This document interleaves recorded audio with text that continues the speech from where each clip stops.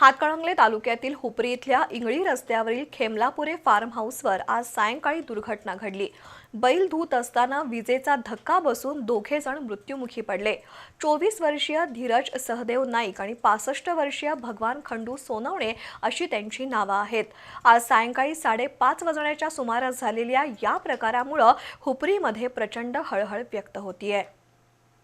हातकणंगले तालुक्यातील हुपरी इथल्या खेमलापुरे कुटुंबाचं इंगळी रस्त्यावर फार्म हाऊस आहे। इथल्या गोठ्यात बैल धुताना विद्युत तारेचा शॉक बसून दोघे जण जागीच मृत्युमुखी पडले। आज सायंकाळी 5:30 वाजण्याच्या सुमारास घडलेल्या या दुर्घटनेत धीरज सहदेव नाईक आणि भगवान खंडू सोनवणे यांचा मृत्यू झाला। हुपरीतील चांदी उद्योजक धनंजय खेमलापुरे यांच्या फार्म हाऊसच्या गोठ्यात घडलेल्या या दुर्घटनेमुळे एकच खळबळ उडाली आहे। धीरज नाईक गोठ्यातील बैल धुत होते तर भगवान सोनवणे शेण काढत होते।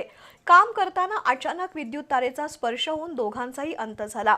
रात्री उशिरा हुपरी प्राथमिक आरोग्य केंद्रात शवविच्छेदन करण्यात आलं।